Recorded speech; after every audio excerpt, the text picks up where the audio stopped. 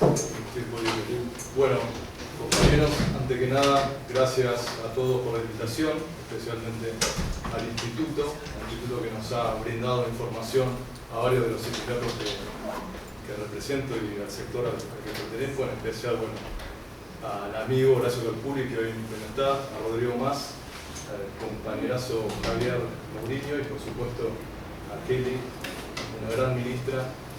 La comparación que hacemos hoy en día de haber tenido una ministra militante a un gerente de Techín en la Secretaría de Trabajo. Bueno, la verdad que no esquematicé nada, no lo voy a mentir. Al día de hoy no escribí nada, pero sí en base a la pelea, al trabajo diario y a la militancia, nos permite dar algunas palabras respecto de esta cuestión que es la actualidad en el mundo del trabajo.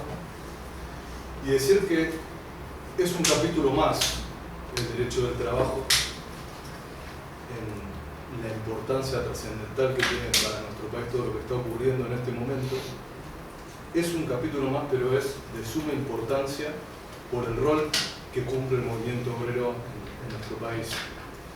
Escuchando toda la introducción que tomaban los compañeros anteriormente cuando hablaban del revisionismo, y tomando lo que se discute hoy en día en el movimiento obrero, este análisis está a no limitarse solamente a pensar en el rol que se tiene en defensa de los trabajadores, sino a que en este momento, más que nunca, pienso yo, no porque no se hayan dado estas discusiones, estamos abiertamente en presencia de un enfrentamiento, una confrontación de las más grandes que hemos tenido en nuestra historia y que lamentablemente, a diferencia de otros periodos históricos, cuentan con cierta aceptación o tolerancia por parte de la sociedad, ¿no?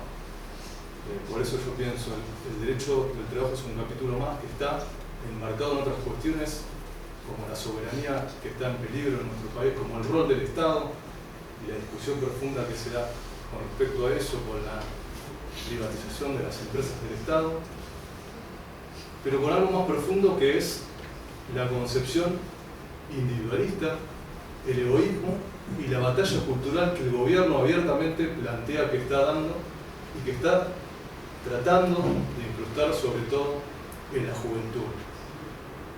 El capítulo laboral, lógicamente que no está ajeno a esta discusión y a esta concepción cultural y filosófica, ¿no? El egoísmo y favorecer en esta batalla histórica que tenemos desde los orígenes de los tiempos, ¿no? a sectores privilegiados en perjuicio de las grandes mayorías.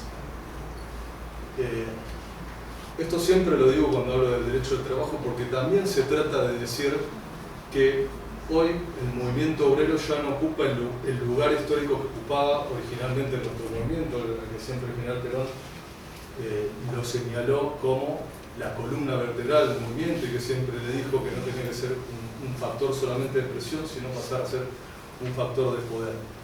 Entonces, los intentos de reforma laboral que se está produciendo en este momento tienen una continuidad histórica, como ya ha pasado en nuestro país. La dictadura en hablar fue el primero que dejó sin efecto, la ley Mucci, la reforma laboral que se dieron durante el menemismo con los contratos basura, la ley Banelco, de la Rúa, las reformas de Macri, todas tienen alguna línea de continuidad y por más que muchas veces se habla utilizando eufemismos, y acá me viene a colación lo que señalaba el compañero, de modernización laboral, de adecuación del sistema laboral, en realidad están apuntando a debilitar al sector del trabajo y quitarle derechos sin que eso implique ninguna mejora para la mayoría. Esto lo trataron de hacer de movida con el DNU, con el DNU 70 en 2023, que lo sacó a los pocos días que asumió el gobierno. Como decía, un capítulo más. El DNU todavía está vigente, los recursos que hubieron en general contra el DNU en la Corte fueron rechazados y como pasa tantas veces en la historia, muchas veces el movimiento obrero se pone al frente, esta vez desde la calle y también desde lo legal pudo neutralizar y que se declare nulo el capítulo laboral de la Cámara Nacional del Trabajo, y ahora todavía está en tratamiento en la Corte Suprema este intento de reforma laboral que ha intentado hacer el gobierno. Después, por el trámite que tienen los decretos de necesidad y urgencia, fue rechazado en Senado, en diputado todavía no ha sido tratado, es otra posibilidad para voltear de alguna manera, los medios se enojarían si decimos esto, de voltear este DNU. Pero mientras tanto el gobierno sigue con sus estrategias, como hizo también con la ley de bases, como le gusta evocar a los pensadores, como decía acá el compañero Mucha de Boca, que no le vamos a ganar, a Alberdi, la ley de bases que también en un intento capaz, quizás torpe o quizás estratégico, ¿no? Lo retiraron del tratamiento del Senado y ahora hacen una nueva arremetida con un nuevo proyecto. Como hicieron con la ley de bases, también con el capítulo laboral, ahora a través de un proyecto de ley, intentan, uno por Senado, que no es tan fuerte, y otro por diputados, intentan replicar lo que hicieron con el capítulo de la reforma laboral que está en la Corte. No me quiero ir en tecnicismo, lo hacen a través de los radicales, ¿no? Para no hacerlo directamente y dar un poquito más de legitimidad a la cuestión, en su teoría por lo menos.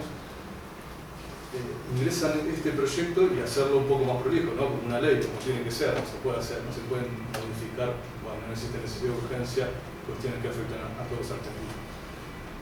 Replican algunas cuestiones, no me voy a ir en tecnicismo, porque ahí sí que no terminamos más, pero sí señalar, por esto que decía al principio, que se ataca no solo lo individual del derecho del trabajo, sino también y muy fuertemente lo colectivo. Cuando hacía ese derrotero histórico que decía siempre, vinieron más o menos por lo mismo, sí, vinieron por lo mismo, pero ahora, mucho más profundamente que en otras oportunidades, están atacando a los sindicatos.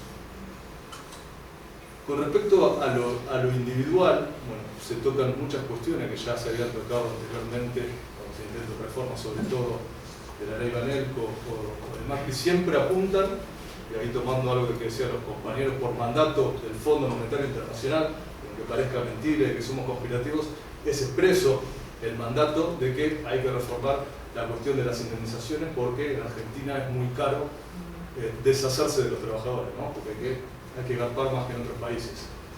Esa es como una obsesión de las reformas laborales últimamente, tratando de disminuir la base de cálculo, entre otras cuestiones, pero fundamentalmente poniendo sobre la mesa, y acá el compañero de la UCRA me podrá corregir, un instituto que funciona en el ámbito de la construcción, que es el fondo de CESE, pero que en el ámbito de la construcción tiene características específicas por la rotación que tiene la actividad, porque bueno, no hay una actividad permanente, se podrá discutir si funciona o no funciona, pero eso lo quieren ampliar para todos los trabajadores, para que sea un fondo de cese laboral sectorial en el que se ocupe de pagarle a un trabajador cuando se lo despide y no el propio empleador.